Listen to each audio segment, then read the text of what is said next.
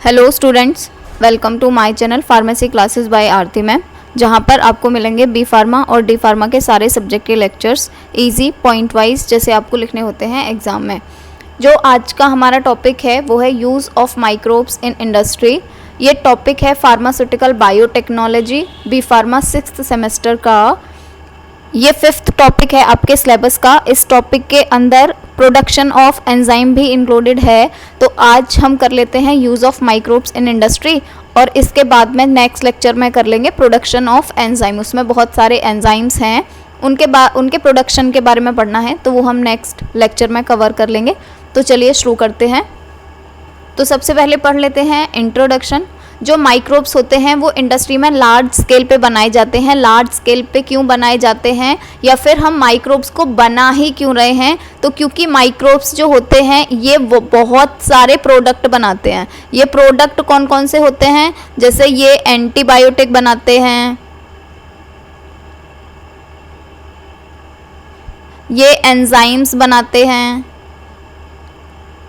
ये अल्कोहल बनाते हैं, ये ऑर्गेनिक एसिड बनाते हैं।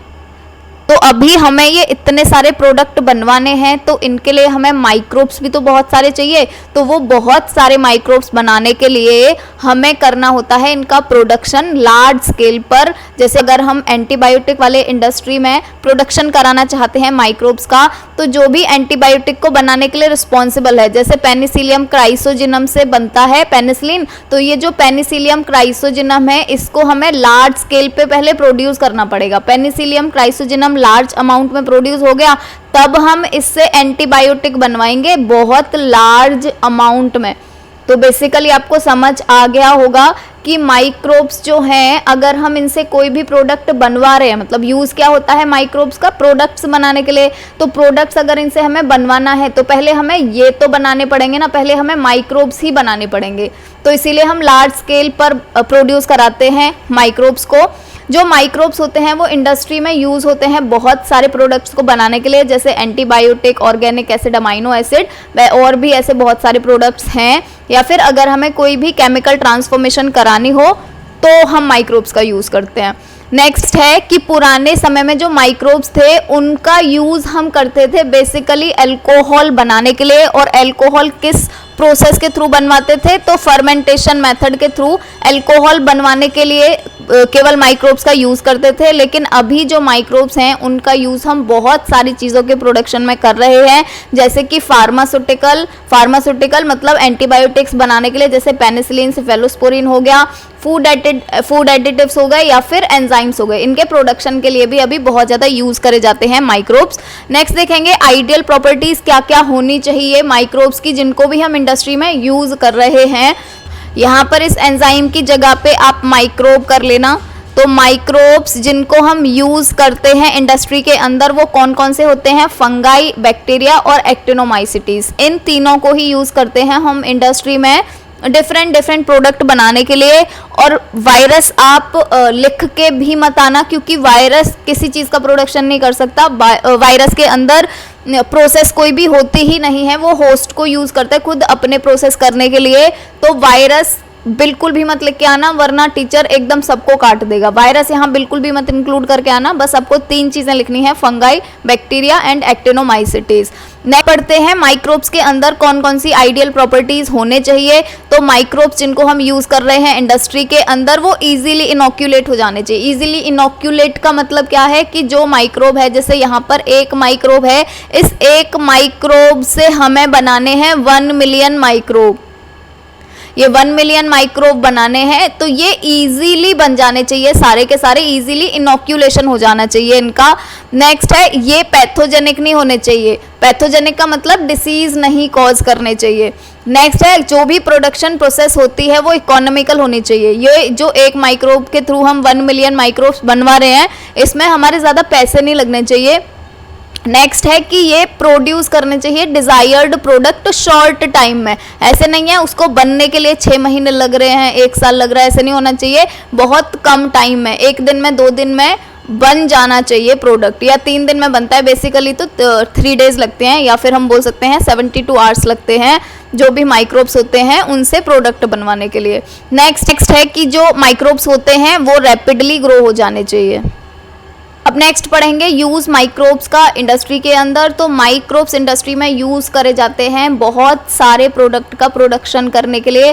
वो प्रोडक्ट कौन कौन से हैं, तो हम एंटीबायोटिक बनवा सकते हैं माइक्रोब्स के थ्रू, एंजाइम बनवा सकते हैं, ऑर्गेनिक एसिड बनवा सकते हैं, विटामिन बनवा सकते हैं, अमाइनो एसिड्स बनवा सकते हैं, बीवरेजेस बनवा सकते हैं, डेयरी प्रोडक्ट्स बनवा सकते हैं और ऑर्गेनिक सॉल्वेंट्स बनवा सकते हैं।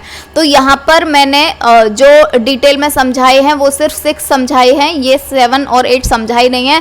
अगर आपको फिर भी लिखना है तो डेयरी प्रोडक्ट के अंदर जो एंजाइम यूज होता है डेयरी प्रोडक्ट्स बनाने के लिए वो होता है लैक्टोबैसिलस। तो हम लैक्टोबैसिलस को भी बनवा सकते हैं माइक्रोब्स को यूज करके, तो वो यहाँ पर आ जाएगा। और ऑर्गेनिक सॉल्वेंट की अगर बात करें तो यहाँ पर हम एंजाइम यूज करते हैं जाइमेज, तो जाइमेज को भी हम बनवा सकते हैं माइक्रोब्स का यूज करके। तो अगर आपको इन दोनों के बारे में भी लिखना है तो आप ये इंक्लूड कर लेना, वरना एग्जाम में लिखने के लिए ये 6 ही काफी हैं।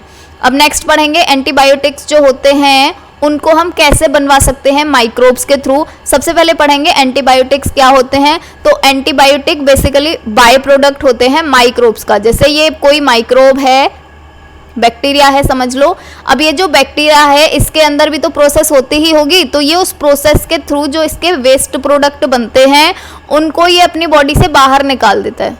जैसे सपोज करो ये इसने निकाल दिया अपनी बॉडी से बाहर, ये है इसके वेस्ट प्रोडक्ट।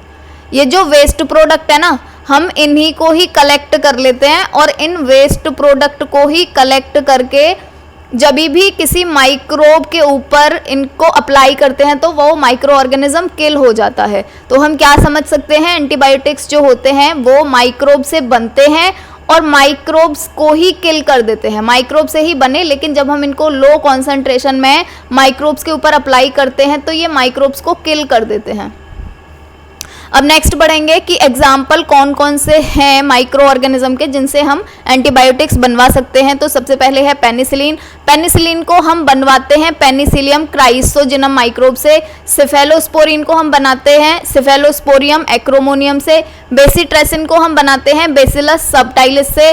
तो देखो ये दोनों तो आपने अभी ही पढ़े होंगे इसी सेमेस्टर में ही, कॉलेज के अंदर भी, मेडिसिनल केमिस्ट्री के अंदर भी। बेसिलस सबटाइलिस वाला आप कैसे याद रखोगे, तो बेसिट्रेसिन अगर आपको याद है तो बेसी से ही बेसिलस याद हो जाएगा और सबटाइलिस और याद करना है बस। स्ट्रेप्टोमाइसिन जो होता है वो बनता है स्ट्रेप्टोमाइसिस ग्रीसियस से, और एरिथ्रोमाइसिन किससे बनता है, स्ट्रेप्टोमाइसिस एरिथ्रियस से। तो ये एरिथ्रियस ही है इधर। बेसिकली मैंने यहाँ पर वो ही इंक्लूड करे हैं जो आपको इजीली याद हो जाएं।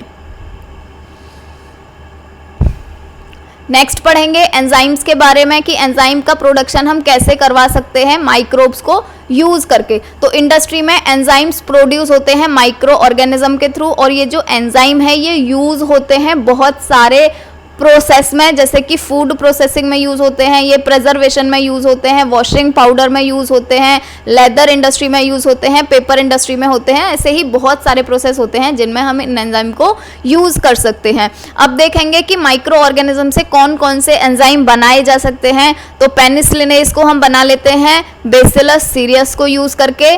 पेनिसिलिन एसाइलेज को हम बना सकते हैं बेसिलस मेगाटेरियम को यूज करके। तो देखो यहाँ पर बेसिलस ही है, बस आपको सीरियस और मेगाटेरियम याद रखना है।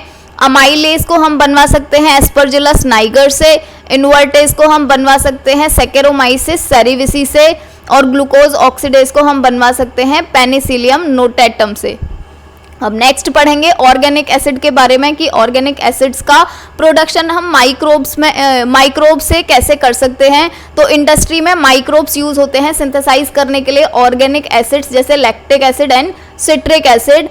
जो माइक्रोब्स के थ्रू जो भी ऑर्गेनिक एसिड बनते हैं वो कौन कौन से होते हैं उसके बारे में पढ़ लेते हैं। तो लैक्टिक एसिड बनता है लैक्टोबैसिलस से, ये आपको समझ आ जाएगा, lactic acid lactobacillus. Acetic acid बनता है एसिटोबैक्टर से, तो ये भी समझ आ जाएगा, एसिटिक मतलब एसिटोबैक्टर बस याद रखना है।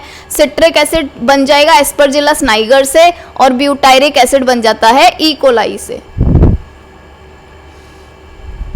अब नेक्स्ट पढ़ेंगे विटामिन्स के बारे में। विटामिन्स कौन कौन से हैं जो हम माइक्रोब से बनवा सकते हैं। तो पहले देखेंगे विटामिन्स क्या होते हैं। विटामिन्स बहुत ज़्यादा एसेंशियल कंपाउंड होते हैं, बहुत ज़रूरी कंपाउंड होते हैं, क्योंकि हमारी बॉडी के अंदर जो प्रोसेस होती हैं उनमें विटामिन्स की नीड होती है।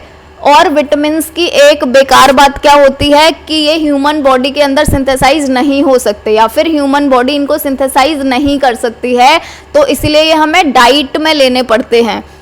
विटामिन्स जो हैं वो सिंथेसाइज होते हैं यूज़ करके बहुत सारे माइक्रोब्स कमर्शियलाइजेशन के लिए, मतलब इंडस्ट्री के अंदर।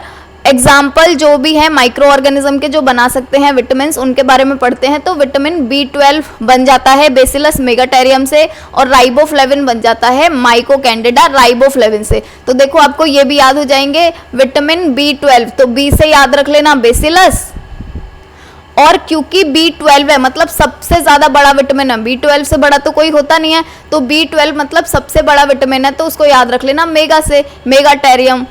राइबोफ्लेविन कैसे याद होगा, माइको कैंडिडा राइबोफ्लेविन, तो राइबोफ्लेविन तो इधर है ही, आपको माइको कैंडिडा याद रखना है ना बस। नेक्स्ट पढ़ेंगे अमाइनो एसिड्स के बारे में, जो अमाइनो एसिड्स बनाए जा सकते हैं माइक्रोब्स को यूज़ करके। पहले देखेंगे अमाइनो एसिड्स क्या होते हैं। तो हमारी बॉडी के अंदर दो तरह के अमाइनो एसिड होते हैं, एक को हम बोलते हैं एसेंशियल अमाइनो एसिड, और एक को हम बोलते हैं non essential amino acid. Non essential amino acid, ये जो नॉन एसेंशियल अमाइनो एसिड होते हैं, इसका मतलब क्या हो गया कि ये एसेंशियल नहीं होते हमारी बॉडी के लिए, मतलब हमारी बॉडी इनको खुद सिंथेसाइज कर लेती है, तो हमें डाइट में इनको लेने की ज़रूरत नहीं है, हमारी बॉडी खुद बना रही है इनको, तो हमें कोई ज़रूरत नहीं है कि हमें बाहर से इनको लिया जाए या फिर डाइट में इनको लिया जाए। पर जो एसेंशियल अमाइनो एसिड होते हैं इनको बॉडी नहीं बना पाती है, और अगर इनको बॉडी नहीं बना पा रही है तो इसका मतलब क्या हुआ कि इनको हमें लेना पड़ेगा डाइट के थ्रू। जैसे जो एसेंशियल अमाइनो एसिड होते हैं वो जैसे कि हिस्टिडीन हो गया, मिथ्योनिन हो गया या फिनाइल एलानिन हो गया, तो इनको हमें डाइट में लेना पड़ता है। इसीलिए तो हम बोलते हैं प्रोटीन खाना चाहिए, प्रोटीन खाना चाहिए। प्रोटीन खाने का मतलब क्या है, हम अमाइनो एसिड खा रहे हैं, प्रोटीन अमाइनो एसिड का ही तो बना होता है। तो जो भी हम प्रोटीन खा रहे हैं, बाहर से एग खा रहे हैं या फिर सोयाबीन खा रहे हैं या फिर कोई भी मीट खा रहे हैं, तो वो हम क्यों खाते हैं, ताकि जो एसेंशियल अमाइनो एसिड्स हैं उनकी डेफिशिएंसी ना हो, हमें उनकी पूर्ति होती रहे हमारी बॉडी के अंदर। तो अमाइनो एसिड्स जो होते हैं वो दो टाइप के होते हैं, essential amino acid and non essential amino acid. जो नॉन एसेंशियल अमाइनो एसिड्स होते हैं वो बॉडी खुद सिंथेसाइज कर लेती है, इसीलिए हमें कोई ज़रूरत नहीं है कि हमें उनको डाइट के थ्रू लेना पड़े। लेकिन बॉडी सिंथेसाइज नहीं कर सकती है एसेंशियल अमाइनो एसिड को, इसीलिए हमें उन्हें लेना पड़ता है डाइट में। अब पढ़ते हैं माइक्रो ऑर्गेनिज्म को यूज़ करके हम कौन कौन से एसेंशियल अमाइनो एसिड्स बना सकते हैं। तो हिस्टिडीन बना सकते हैं इकोलाई को यूज़ करके, मिथ्योनिन बना सकते हैं इकोलाई को यूज़ करके, और फिनाइल एलानिन बना सकते हैं ब्रेविबैक्टीरियम मेथाइलिकम को यूज़ करके। नेक्स्ट पढ़ेंगे बीवरेजेस के बारे में कि बीवरेजेस को बनाने के लिए हम कौन कौन से माइक्रोब्स यूज़ कर सकते हैं।